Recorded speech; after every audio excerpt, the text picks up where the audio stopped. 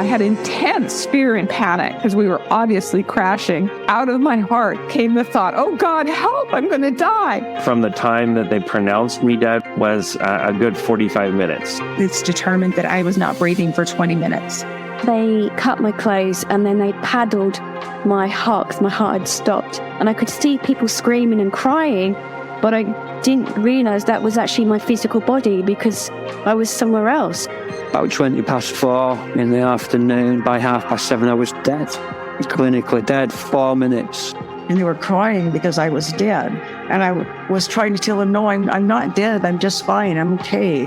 I was greeted by people I had known in the past. I started to feel like I was surrounded by all this warm, loving, beautiful, soothing, loving energy. I'm back with God again. I just felt this almighty release, like, wow, I'm back. I'm back home again. Incredibly safe and felt at home. I'd come back home. It was a very strong feeling that I've come back home.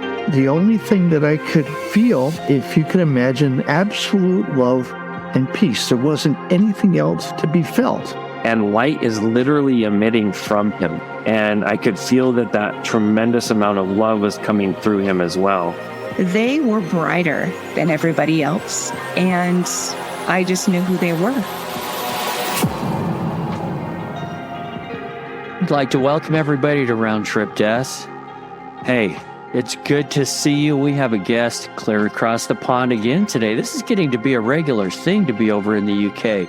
And I want to try to pronounce it right, okay? So we have Paul Northridge, and he is in Derbyshire. Correct. That's correct. Yes, okay. I'm glad to hear that. First thing, my first question of the day is, you have a T-shirt that says, Unite, what's the bottom say? Unite Planet. Unite, don't fight. What does that mean?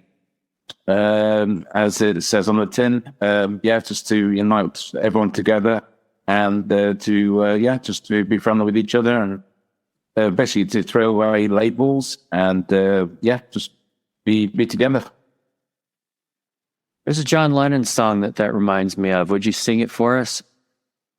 I don't sing, first of all. I'm not, and secondly, I'm not a big fan of the Beatles, so that's another. No. Okay, we now have nothing in common. Hey, Paul, I appreciate you jumping on with us today. Tell us a little bit about yourself. Okay, so just to dive into my history before the near-death experience. So I was born with spina bifida, and so I had a birth defect on my spine. It basically was a hole in the back. It was quite a large hole for a baby. And so basically I was on death's door quite early on. I had a lot of blood going out, so that had to be sewn up very, very quickly. And then once the hole was sewn up, then another thing started to happen is called hydrocephalus. And that means it's fluid on the brain. So that was basically my brain was getting quite, well, unfortunately big, but not more IQ level, unfortunately, but it was getting bigger because of the fluid. And so they thought, okay, well, let's now do a shunt operation. So the shunt operation in 1972 was quite a dangerous procedure. So basically meant like a fixator had to go around the head, and then the drain of the fluid would happen from this device. So my parents being, my mom being Catholic, she was really concerned about the operation. It was risky for a baby. So they said, okay, well, let's have him baptized. So the day before the operation, I was baptized. My parents on that day, when they came back from the ceremony, they said, okay, well, I hope this, maybe this ceremony might help us in some way. Because I felt something happened that day. And so they said, okay, let's see what happens anyway. And so long story short on that one, the morning of my operation, my parents get a phone call, said, Mr. and Mrs. Northridge? Yes. Fortunately, we've got some good news for you. Paul's brain swelling issue hydrocephalus is no longer the case. It's actually now reducing. I don't know if it was some kind of miracle or it's just how it was. I mean, I just see it how it was really myself. But anyway, so long story short, I came close to death a couple of times in early stages. And then, I can then now go into the time when I was 14, if you like, Eric. Well, tell me, how has that affected your health throughout your life, the spina bifida? Spina bifida. Okay. So the main issue is about paralysis. The right leg is 90% paralyzed. I can't feel most of my right leg at all. But being a kid, I was still quite a strong 7 lad. My parents, especially my dad, was a bit of a sergeant major. He wasn't a sergeant major in Haver or anything like that, but he was like a sergeant major in nature. He was the person that would give me a bit of a kick and come on, Paul, you can, you will. So I had operations regularly. So I managed to walk. So I started to walk maybe around about a little bit older than some children, maybe around about 3, 4. I started to walk. So a little bit later than most children. And then I went to normal school, and that was difficult because unfortunately I got bullied a lot because I was any child that had a disability. So that was quite significant with my near-death experience. I'll tell you a little bit more later about that. But in regards to like pain levels and tiredness, spina bifida is very, very tiring in nature, and it's also quite painful. But I deal with it, and I think most people, if they had a day of going into my body and lifting my body for a day, they'll probably think, let's go back to my body again, shall we? It's not the best body to have. Well, I'll let our listeners know you look healthy and strong. Yeah. I mean, same. I'm also quite. I do believe in we manifest things ourselves as well, and I think I manifest myself as quite a strong person, and I am quite strong. My dad gave me a very strong character, so I'm a very determined. I still work. I'm a full-time worker. I can sit on my bottom. I can talk to people. So I can't be a waiter in a hotel, or I can't be something that involves my legs. So I can sit down. I can talk to people, and I help people in recruitment. So I get young people to have jobs, and I love my job because it is changing people's lives, and so that's amazing, really. Yeah, that's awesome. Okay, good. Well, let's go back to when you were 14 years old. What led up to the surgery, and what happened at that time? Okay, so the operation I was due to have was called a Verona operation. The Verona operation is a leg lengthening operation. The right leg, because of the paralysis, it was very, very slow in growth. The right leg would not grow as fast as the left leg. The left leg has got, I'll say, about 80% feeling okay, 20% feeling a bit paralyzed. So I could still drive with my left leg. So that's, the stronger leg. But the right leg was short by about, I'll say about, do you know centimeters in America? Centimeters, it's about 2.5 to an inch, something like that. Inches. Okay, inches. Yeah, we do inches. Yeah, inches. So I'll say around about 4 to 5 inches differences. Okay, that's a big difference. Yeah. So originally I was having built up shoe, so the shoe was really heavy for me. And I was using calipers as well, so it was quite hard to move and walk. So my surgeon, he was a good guy called Mr. Newton. Mr. Newton, he didn't like being a doctor or anything like that. He always wanted to be called Mr. Newton. He had that kind of ego. He didn't have that kind of ego to say I'm better, and he was just a nice guy. So he decided, okay, this Verona operation will lengthen my leg. And it did, going ahead of myself a little bit. But in a short period of time, in 6 weeks period, my dad had to turn a key on this device, and my leg stretched every day more and more because what they did was my thigh bone had 2 pins, another break, then another 2 pins above the break. And then, so this device then basically opened this break, opened. So eventually my leg grew around about 2 inches in a short period of time. Wow. So, yeah. That sounds like some kind of medieval torture chamber. It wasn't painful. Really? But, Oh, that's great. well, compared to maybe some people might have thought it was painful, but I've also got a very good threshold of pain. I mean, I don't really bother with too much, but yeah, it basically grew quite a lot in that short period, and it was painful on cleaning the wounds. But I had to clean the pins with iodine regularly, so that was the painful part. But anyway, so going back to the actual operation, so I was 14, and I was quite old in nature by 14. I've had a lot of operations. I'm already quite mature at 14. I'm more like a 20-something-year-old person in my head because I've had a lot going off. So I'm in the theatre. Before that, they gave me a pre-med. The pre-med made me feel rather drunk. It just makes you relax. I think that's the whole idea of the pre-med, just to make you feel relaxed. Then they gave me a muscle relaxant. That was then a very, very bad reaction to me because I was then going to have a anesthetic after that. So there's getting ready for that bit. Anyway, so they gave me this muscle relaxant, and not too long after that, I felt like a whole whoosh, and it was like a, can't describe how exactly. It just felt just like a whole flush came up me, and I could then feel like really painful hands.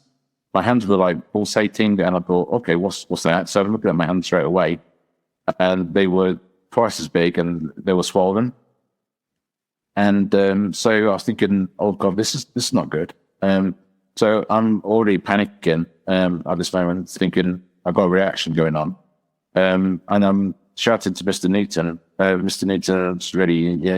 It's just basically getting himself ready for the procedure. So I said, Mr. Newton, please look at me. And as he's then turning around to look at me, I could see his panic in his eyes. And then I'm out. It feels like at that moment I'm literally unplugged. It feels like I'm seeing black, but at this moment I don't have anything like eyes. So I'm not a person anymore. I'm actually a soul. So I'm seeing black in my vision of what I can see. And as I'm seeing black and I'm aware of the black, then I'm coming out of my body at an angle which is not directly over my body, but I'm at an angle so where I can see my body. I can also see stuff around my body. So yeah, and I'm not panicking at that moment. I'm not concerned. It was more of my natural self was thinking, okay, where am I? Oh, that was my body. Like as if I was looking at a vehicle that's I've just crashed my vehicle, and I'm not really concerned about it anymore. It wasn't like, oh gosh, I want to go back to my body again. It wasn't any of that nature at all. So you felt calm, you felt relaxed, just sort of, interesting. What's going on? Yeah, exactly. That kind of nature. Curious, I would say, very, very curious. That was my feelings. And the thing when you're a soul or light being, whatever it is, it's just completely different to the person. I mean, I was 14 at the time, so I think a 14-year-old myself at that time would have been quite having a bit of like anger because I was bullied a lot, or it's still excitement as well and all this kind of stuff. But the feelings of a soul is different. It's hard to describe it fully, but but more of a curious nature, I would say. That was the first feelings I'm feeling. So as I'm looking down at myself and getting to know where I am, not too long after that, then I'm feeling like I can see 360. So I can then, depends on where I'm focused on, I could feel then another thing happening. So I lost not lost, but looked away from myself to then look at the wall. And in the theatre wall, it looked like it was opening up a portal. It looked like the Aurora Borealis. It's like greenish, bluish, misty, like a jellyfishy kind of a material going on. And as I was doing that and opening up, I'm noticing three beings traveling towards me. And these beings were light beings. They have like all colors of maybe like a silverish look, but they also spots different kind of colors, green, yellow, blue. But again, colors are very different to what we see with our eyes now. It's hard to like describe it completely, but anyway, that's the kind of, but they have like a head shape, then they have like a shoulders shape, and then they kind of like dissolve a little bit. So not a lot of detail then. In the sense of detail wise, they have no features, they've got no eyes. Right. So more light and color without those kinds of details and features. Interesting. Yeah, that's what I. Some people say that when they come out of the body and they're visited by the first people, some people describe they saw their grandparents or something like that. Personally, I didn't see any human reflections at all. It was more about souls and light beings. That's what I saw. But at 14, I didn't have any loved ones that's been passed away, unfortunately. So I didn't, all my family that I knew were still around. Okay, so they were coming towards you. Keep going. Yeah, and so they're coming towards me. And so it's like a distance, and I could feel them they were coming towards me. Didn't take too long. They came quite close quite quickly. And when they get to a certain point, that's when we started to have a small dialogue with each other. And they're saying to me, we want to come away from this area. And it's like an agreement. It's, but I felt that I knew them and they knew me. There was a lot of love, a lot of unconditional love going off straight away, some recognition of each other. So there was like, as if it was like a long lost family member in some way. So not a connection, not a love going off there. Yeah. What kind of communication was there? It was done telepathically. It wasn't done by mouth. Okay. Again, we don't have any mouth. So it was done telepathically. And as in that I was thinking they could see it straight away and vice versa. We could communicate only by thoughts. Well, tell us about that communication now. What was I don't know if conversation is the right word for a telepathic communication, but what was going back and forth, the meanings between your minds and theirs? It wasn't a good question. It wasn't a feeling of anything more than it was to say that I know you, you know me, we are connected to each other kind of thing. That was that kind of a connection going off. But it was a short conversation of, you want to go away from here? And my initial thoughts were thinking like, well, I'm not horrified by what I'm seeing down there. It's not scaring me in any way. But they was inviting me to go to the next realm. So my curious self now is thinking, okay, yeah, I'll go with you. So I'm feeling like I felt safe to obviously then go with them as well. It didn't feel like an unsafe feeling. So that's another thing I will say. We then, as soon as I immediately said, yeah, let's go away, there we are. But then just by Zoom, we like go through like a big, almost like a portal, or it's so fast. You're washed into the next realm, really. And so that's where I go into the next place, which is home, really. All right. Tell us about home. Okay. So, hard to describe in English language. Again, lots of these things are very hard to describe, and it's not anything related to Earth at all. I personally didn't see anything like buildings, again, because I've got no arms, got no legs, no facial features, so I've got no need to walk on ground and hold things. You don't need to do anything like that. So the ground area, I would suggest, is more like It's like a mist or a what's it called when the rock stars are playing. You can see like a Yeah, like a fog machine going. fog machine going off. Yeah, it was like a fog machine going off. So it's like that kind of a base, I guess.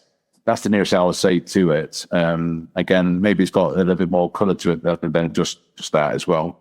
The whole place felt like love as well.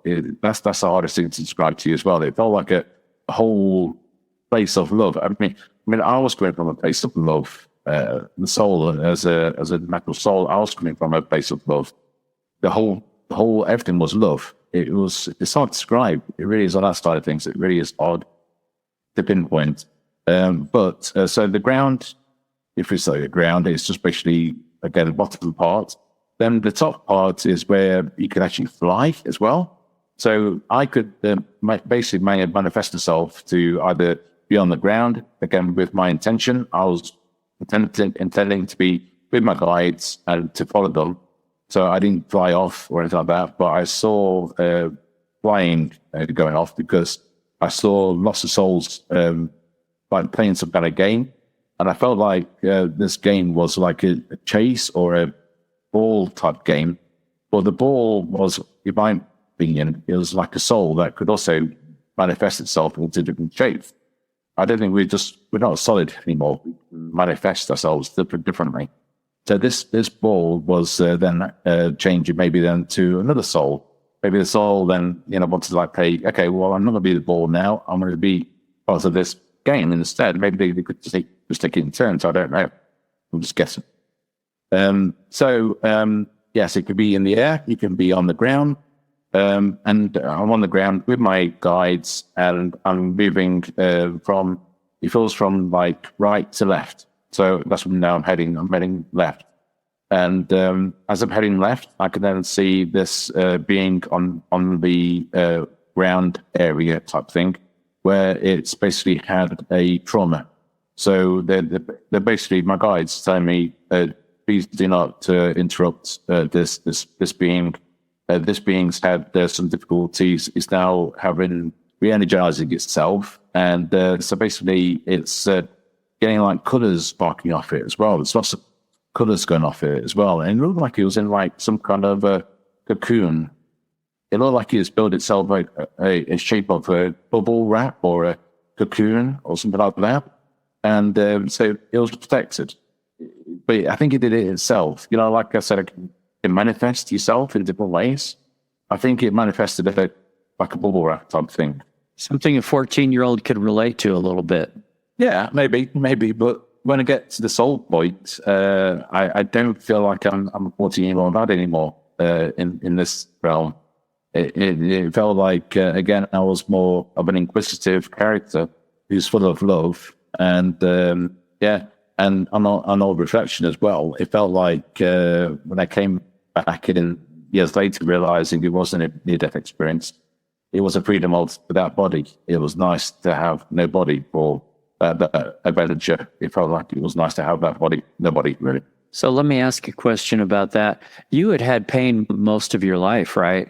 You had lived in pain.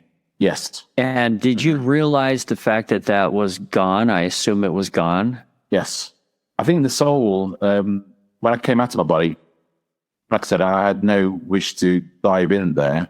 And I felt like the soul had a bit of freedom going off. I felt free as a soul. I felt free. And I felt like maybe that was the part of being in a spider bit of the body.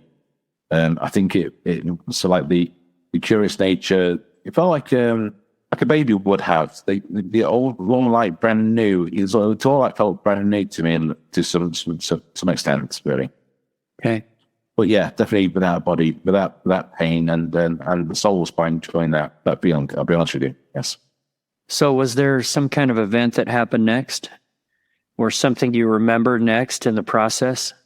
Yeah. So obviously I'm avoiding contacting this bubble wrapped soul. And I'm leaving that soul alone. Then we're still then moving on a little bit past that. And then I'm going to an area which is like a well.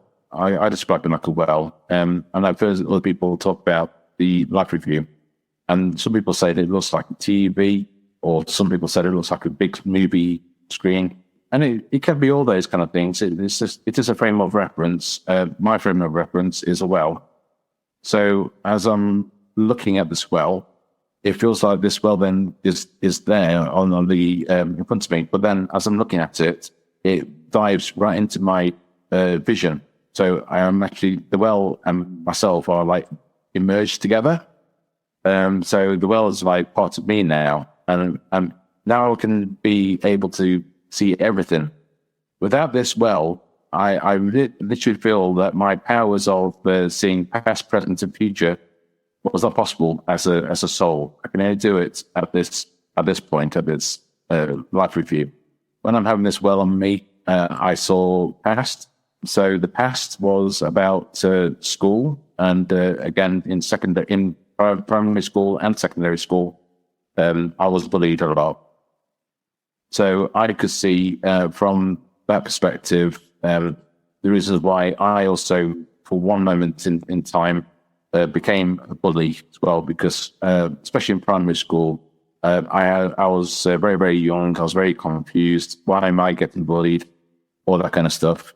So I decided at that point, I'm going to become a bully. So maybe it was a bit of a power control, or just to really feel like, okay, enough of this pain. I'm going to give some pain back. So I bullied for a short period. So I found, it sounds horrible, I know, and this is why I do, I'm not happy about what I did. But anyway, so I found younger targets that I could bully. So I found those, and those easy targets. So I bullied them for a short period. So during the life review, I could see their pain. I could see, oh, why is it doing that to me? That is not nice. And the pain that was getting from that as well, the anger, the pain, the frustration, I could feel it all from their point of view. Now, it's not like a chastising thing. It's not like a teacher to a pupil. It's like, you shouldn't have done that. It's not that kind of a telling of. It's more of an understanding of like, was that a good idea? No, it wasn't. It's almost like communication to say, really, that was the best thing to do. So it's like a learning event more than a telling off event. So you were able to learn without feeling, did you feel guilt and shame, or just learning? Yeah, it's the feeling of knowing that I'm hurting others from doing what I did. So it's made me aware that if I'm hurting you, I'm just only hurting myself, really. So it's that instinct, and also it wasn't more of a guilt feelings, and that guilt in the human sense is it doesn't exist in that realm. If that makes sense to you. Yeah, that's interesting. And I've heard that from other people too, that they saw things that in this life they would say, well, I sure am not proud that I did that, but they didn't feel guilt. So I'm sort of led to believe that guilt is a feeling that we have here on earth in this body. I think it's something, I think guilt is something that is taught to people, and it manifests by like a parent or a teacher would do, because obviously they've learnt it as well. So we basically manifest, and we basically become our parents, and so I could literally do the same as well. Which is not, we just come from our own family of my parents. So I've learned things from my parents and vice versa. So in this life review, did you see anything previous to that or anything in the future? Okay. I saw past as well. Okay. So the past before the child, the primary school stuff, I saw previous deaths as well, which is, it's all quite linear, by the way. And if that's the right word for it. But basically, I'm able to see everything and everything in one go. I'm like a download of a computer in this moment. So everything was happening to me all at once, but I could take it. My brain, I don't have a brain. I could absorb it. But if I was to use my human side of things, I will go then from, I saw previous deaths. The previous deaths were like almost like a whole lot of cards falling over, and I could literally, if I wanted to, maybe take a card and examine it a little bit longer, but I didn't. I think maybe I could have done, but I didn't do that. I saw one particular death, and it not horrified me as a 14-year-old now, but I think like that was gross. It was really horrible. It was spikes. I could literally see my body, and then literally a wooden spike coming out of my chest, and that's where I'm dying. Then on this wooden spike, and I'm thinking like, that was gross. That was horrible. So that was one thing I remember quite clearly on that death. There was other ones as well, but I can't recall every single one that I saw. But there's ones that I remember seeing one where I was having a fight in like a village type thing, and one person was angry about something, and we had a bit of a fight, and then I remember him dying because because he basically killed me during this fight. So I could see that one as well. That was, the more horrific ones I remember. So I saw that, and then I saw them present. I could see my parents in the kitchen.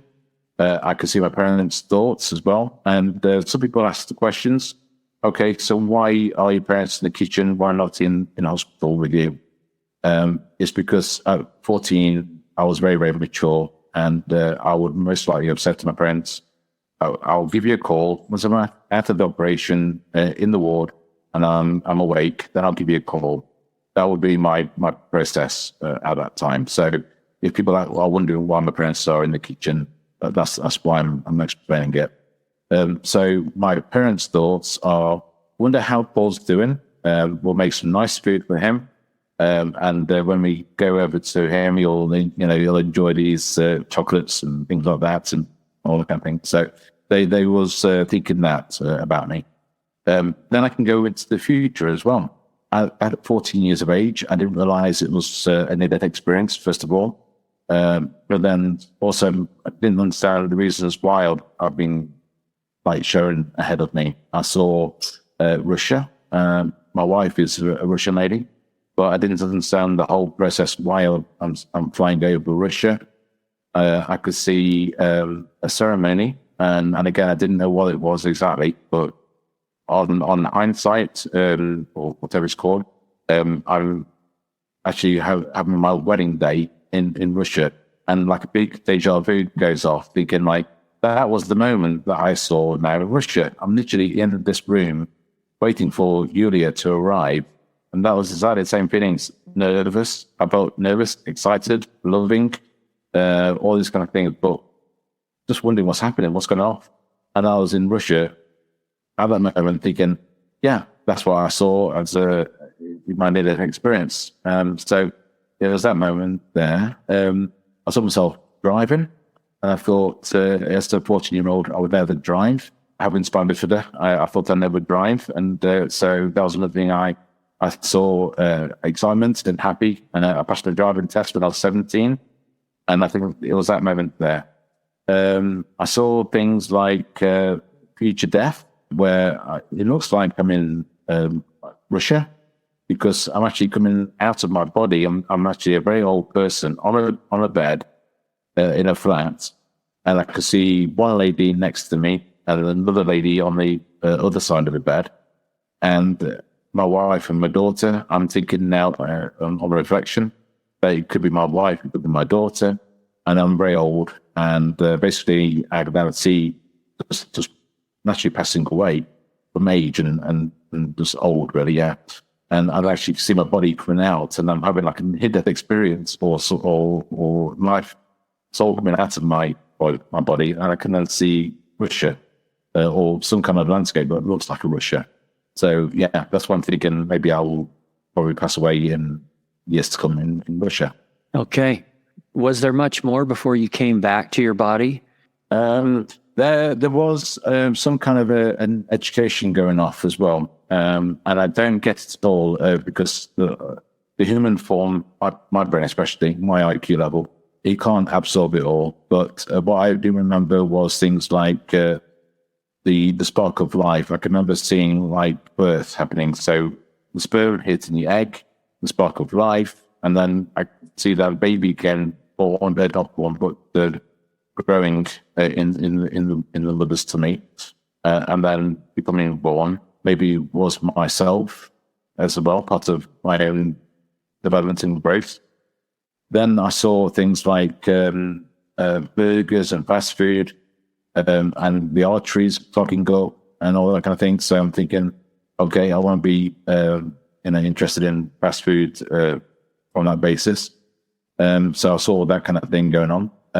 I saw things like just trying to remember that there was like the kind of education that went off. I saw a tree. Something happened with the tree. I didn't understand what this tree was about, but I saw energy going in, energy going out, and it looked like it's like a holographic tree. I'll describe it exactly, but it looked holographic. So everything looked holographic on that side of things. So I saw this like massive tree that had this, energy in and energy out going out. And I also saw dogs and cats for some reason. Don't know why. But I remember seeing cats purring. When the cats purr, I could see then from my soul, I could see shapes, colours going off, and the owners there, the cat's like purring at the owner, and I could see these colours and shapes going from its neck. And it looked like it's like healing or showing love or both. So I could see that, and I could see then dogs being made because they want to protect, want to show unconditional love, and almost like teaching, hey guys, this is how you do it, okay? And it felt like dogs are there just to like show you, yeah, you need a lot of, you humans, you need a lot of learning, you got a long way to go, So that's what I felt like from the pets side of things. So that was the other kind of download I felt like I had. So interesting. So at some point, was there a conversation, telepathic conversation with these three beings about, okay, Paul, you're going to stay or you're going to go back? Yes. So once the life review was done, then it was like I was then next into this realm, not realm, but area of home where the three beings are still with me. And the light, I see everyone's, well, not everyone, but a lot of people talk about seeing the light. And I did start to see a light, but they asked me the question, Paul, would you like to stay here? Or would you like to go back to being Paul down there? At that moment, I felt naturally that if I was to stay here, I knew as a soul that I'm going to go back and do it all again. And I know I was going to be Paul again in a real wild time. I felt like I was going to go back to starting as a baby again, going back to school, going back to being bullied, going back to have operations. And I thought, no, my soul naturally said, no, I've come this far. Let's keep going. So my soul decided to do that. And as I'm saying all these thoughts and also saying I'm young, and the guides are saying to me, yes, you're young, almost like agreement with each other. And they're saying, okay, so you want to go back? Yes, I want to go back. As I'm agreeing then to go back, then that's it. I can't remember. I just wake up after the operation. I'm waking up with this device on my leg, and I'm actually basically full of beans. I'm actually really like I've had a lot of energy pumped into me somehow. I don't know why. Maybe it was an adrenaline shot they gave me, or it was just like the feeling of like the love was still in me from this event. I don't know, but I was full of energy. And did you talk to the doctor about what happened? Yeah, but again, I'm at 14. It was 1986. So near-death experiences wasn't around as far as I was aware. 1986, maybe it happened, but it wasn't well documented. I've never heard of them. I was a 14-year-old lad. I personally thought it was like a very, very vivid or very, very surreal dream. That's what I thought it was. So I thought, okay, I started telling my parents about it, and my parents were like looking at me like, yeah, he's a bit of a nutter, this lad, he's a bit crazy. So I thought, okay, well, let's go quiet then on that one. And I didn't go back onto that really until a lot later. But my parents then was visited with Mr. Newton. Mr. Newton came around to say hi and see how it was doing after the operation. And you had to tell my parents, unfortunately, Paul did have a reaction to this, muscle accident. And we've put a big breast sticker on my folder. And, we had to resuscitate me. So that was me saying, okay, so yeah, I did, obviously did dying and had to be brought back to life again, really. At 14, I can't imagine trying to process that. You mentioned that at first you thought it was just a dream. How do you know that it wasn't? How do you know it was more than just that? Yeah, I mean, dreams don't stay with me. I'll be honest with you, I don't remember any dreams. I didn't dream. As far as, when I do dream, I can remember certain things. Then it's always like just surreal stuff. But this one was like, it stayed with me. Even now, I can still, if I close my eyes and then try to remember how it looked and things like that, I can still see it.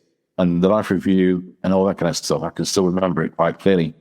I just really shy. I remember the whole download of, which my brain could take the whole download of all that education, because there was more to it than that. There was definitely more of that.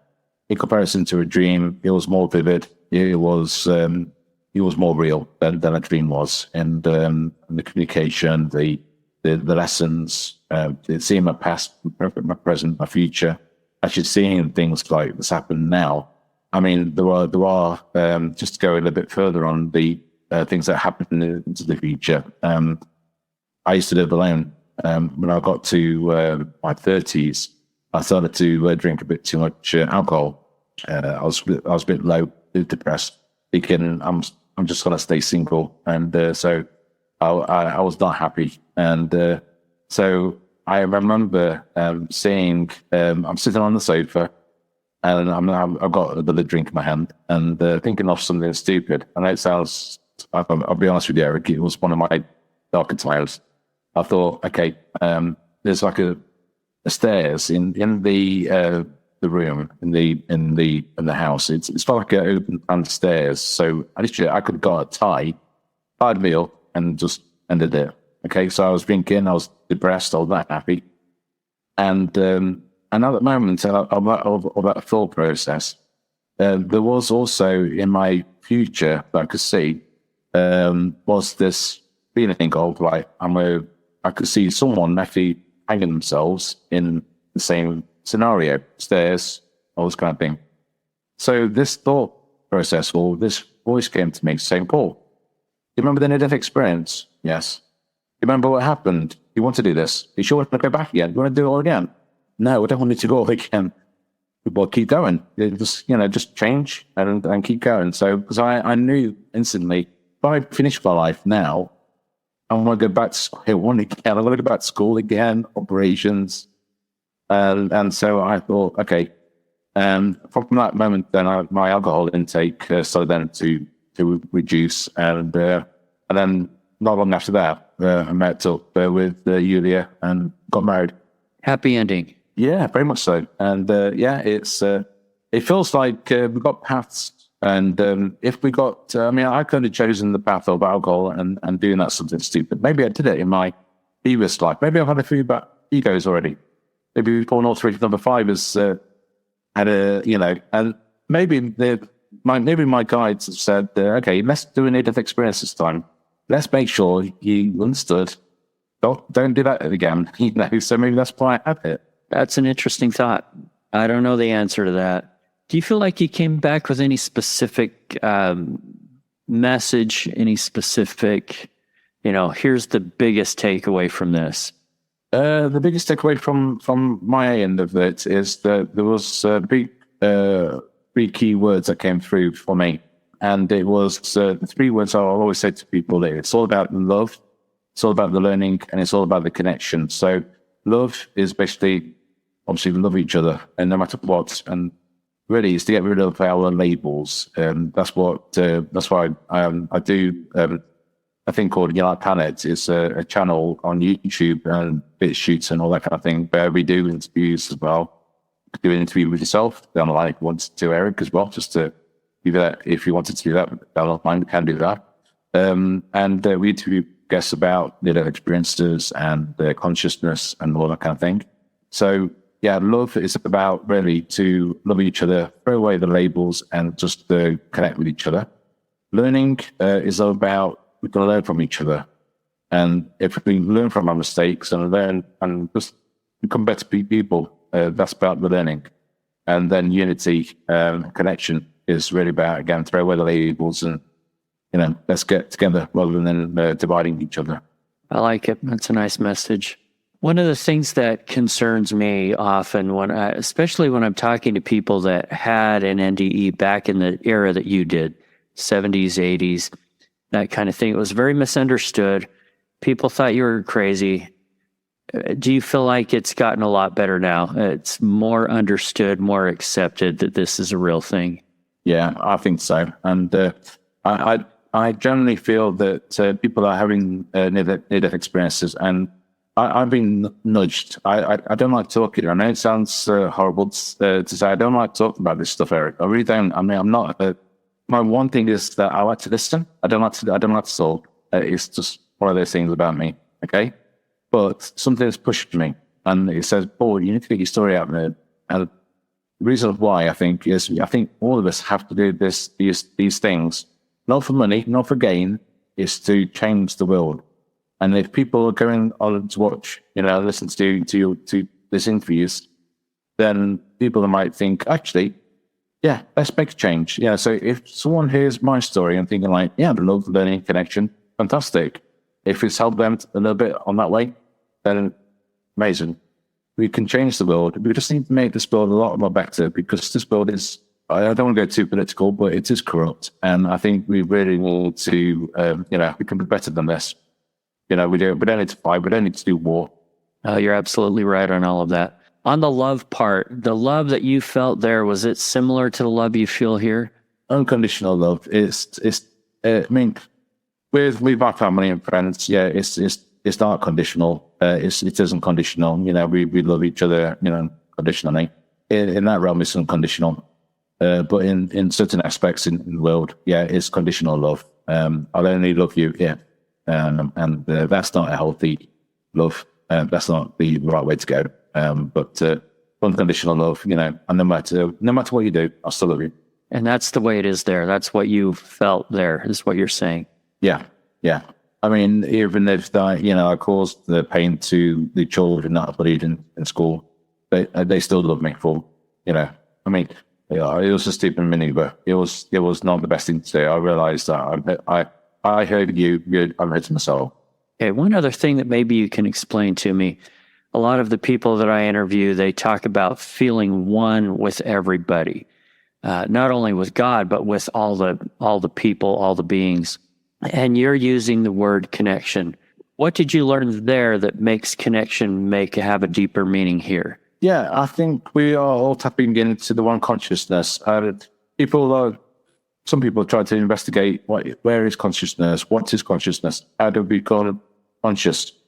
And I do believe it's some kind of a Wi-Fi thing. We can't see it, but I feel that we are not necessarily born with consciousness. We are tapping into like a Wi-Fi around maybe the Earth, and we become conscious that way. So so we're basically sharing the one consciousness. Again, if I hurt you, I'm hurting myself. So we are basically one of the same. So no matter, you could be black, you could be male, female, it doesn't matter. We're basically a soul being in a body, having a human experience. That's all we are. Having a human experience. That's a great way to put it. So, Paul, you've lived in a body your whole life that's had pain and not, I hate to use the word normal, but not, I don't even want to say not as good as other people's bodies. That just sounds terrible, because it's your body and it's yours and it's great. But there have been some disadvantages with it too, and some pain that's come with it. Do you feel like there was a point before you came here that you chose this body? You just mentioned about having a human experience here. Relate those two things. Okay, yeah. I do feel that I chose this body, and I feel like I've had many different type of avatars in my life. I feel like maybe I've had saw this like person dying on this wooden spike, it looked like I was in like a Greek Roman time. It looked like maybe I was maybe a gladiator or something. I don't know what it was really, but I feel like I've had many different types of lives. I think I've been male, I've been female, and I think I've been basically choosing all types of characters. I feel like I'm an old soul now, more older, through many experiences, and I feel like I needed to get to have this particular life, and I think I chose this body. I don't want to upset people who've got disabilities, thinking like, well, I didn't ask to be here, and all this kind of thing. I don't want them to feel that way. Hopefully they don't feel that way. But I feel like I chose to be here, and I chose to be having this kind of body experience. What I feel like I've learned from this body experience, I feel like I've learned a lot about love. I feel like I've learned a lot about patience and a lot about determination. So that's where I feel like I've learned a lot more about in this particular life so far. So it was worth it. Worth it, definitely. What do you see long term? I mean, you actually saw in this life review ahead of an old person passing away in Russia. What do you think happens beyond that? I feel like this world is still going to be here. I don't think it's going to blow up. I mean, there's lots of news saying about nuclear war, here, this and that. I think not. I feel like I think sometimes our friends up there, UFOs and aliens, I think if they see the boys and the toys with these big fire, guns and bullets or whatever it is, they will stop us. Anyway, they'll definitely stop that, in my opinion. Anyway, I think that in the future that I will, definitely grow old, and I will be with my wife. I will be with my daughter, and it'll be in Russia or some kind of like a Russian kind of country, maybe like I don't know, Bulgaria or something like that. I don't know, but it looked like a Russia. But my future, I feel like I'm here to keep spreading these words. I will continue to do these interviews just to help people. And I hope that we will then push the boundaries a little bit more of why we're here, what we're here to do, and to get people more loving with each other. Because if we all became like a domino effect for each other, I push one domino a bit more towards them, like, okay, love is the answer. Great. That's what it's all about. So if I just push one more domino, I've done my job. And if people want to find more of your content, where do they go online? Okay, so I've got a channel that is called Unite. It's not United. I wanted United Planet, but someone else took that title. How dare they? So I chose Unite Planet instead, which it feels like it's more like a current word, Unite Planet type thing. So it's on YouTube, and it's also on BitChute. You can get me on there. Also on Facebook, we have a group page on there. Again, it's still called Unite Planet. Basically, it's like a circle, like a planet shape. It's got orange, blue, purple kind of colours going off. So it's like really nice colours, hopefully. So that's what it's about. So we're on there. Another thing I do is I've written a book, and it's called Walk Obliged, Feet on the Ground. And it's basically on Amazon. I think it's on Kindle as well. So if people want to read my book, you're welcome to. What it was in my 40s. I decided to write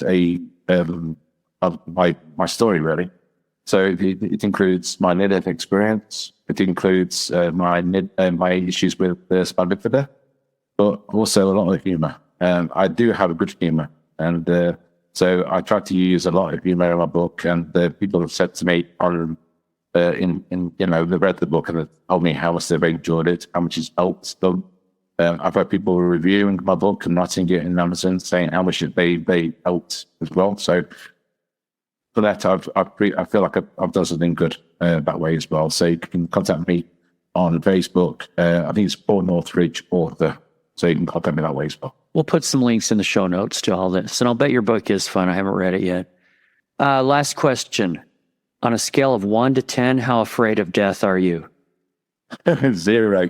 I'm not afraid at all. Not afraid. It's nothing.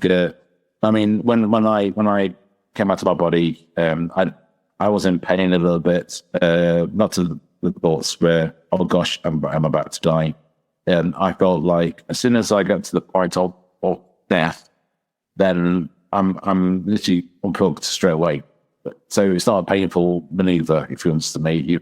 You're basically it's like you're plugging yourself straight away. As soon as you're about to die, you're unplugged straight away, and then you're then seeing black. That's the first thing I remember.